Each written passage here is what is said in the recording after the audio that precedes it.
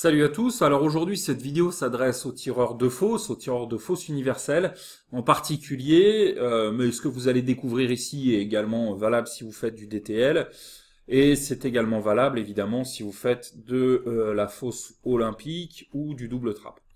Bref, on va parler ici de la position des pieds dans les disciplines où on part en étant épaulé, donc fausse universelle, qui est, on va dire, la discipline la plus répandue dans nos contrées.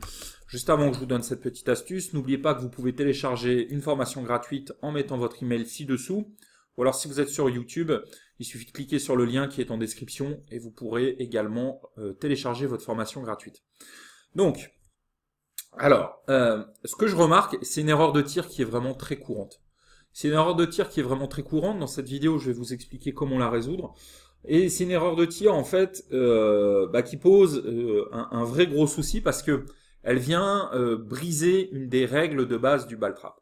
Une des règles de base du ball trap, c'est une des choses que j'explique dans la formation gratuite. Une des règles de base du ball trap, quelle que soit la discipline, c'est que votre joue ne doit pas glisser sur la crosse. Ok ? Si votre joue glisse sur la crosse, qu'est-ce qui se passe ? Il se passe un truc très classique. Donc si je dessine, si je gribouille un fusil, ok, tac, tac. Ok, avec les canons. Voilà, si je gribouille un fusil, on a ça. Alors, on est d'accord, normalement, votre regard, il doit raser la bande. Il doit vraiment raser la bande.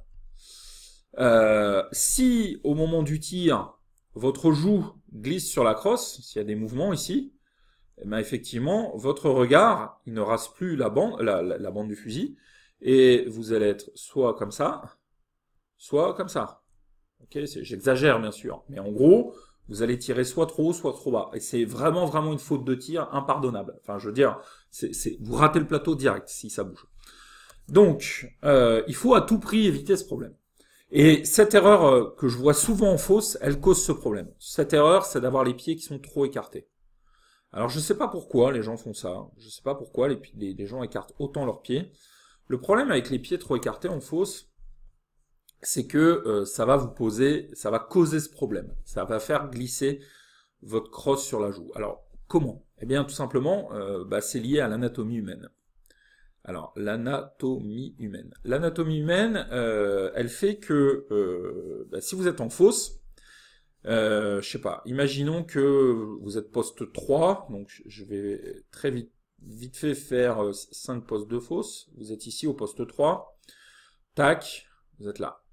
Et c'est le premier lanceur qui se déclenche. Donc j'ai mes 5 lanceurs, 1, 2, 3, 4, 5, et pouf, c'est le premier lanceur qui se déclenche avec une trajectoire un peu comme ça.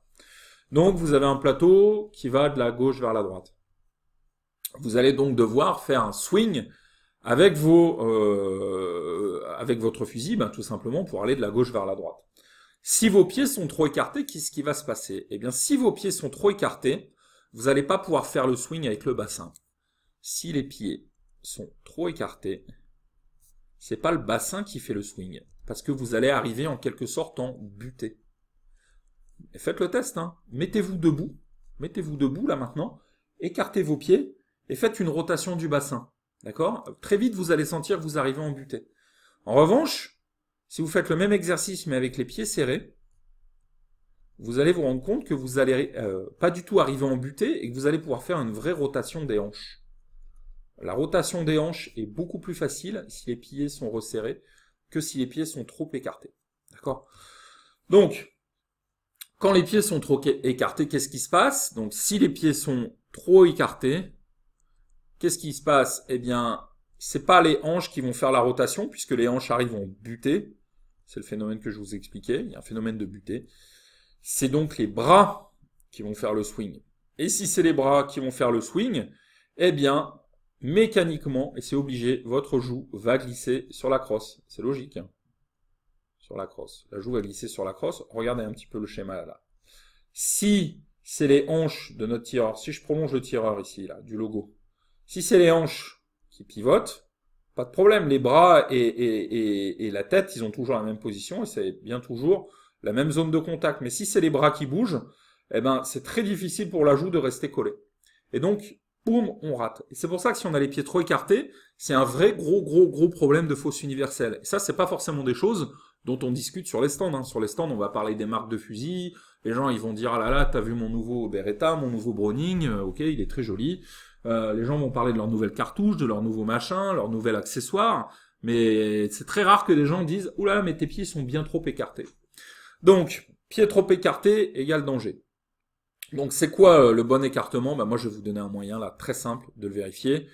Il suffit tout simplement que debout, quand vous êtes vous debout, vous puissiez avoir l'écartement de vos doigts entre vos pieds. Alors je vous explique. On va faire un schéma en deux parties. Le bon écartement des pieds c'est celui-là. Donc vous êtes là debout. Tac, là c'est vos pieds. Ok, et ça c'est vous. Eh bien, ce qu'il faut c'est que vous tendiez un bras vers le bas avec la main comme ça, et vous écartez les doigts. Ok? Donc ce que vous allez voir, vous, c'est votre pied là, et votre main. Donc votre pouce, tac, et votre petit doigt.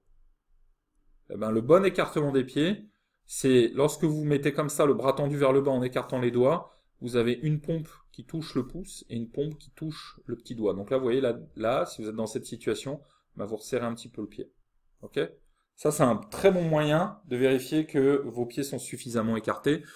En gros, ça va faire une trentaine de centimètres. D'accord?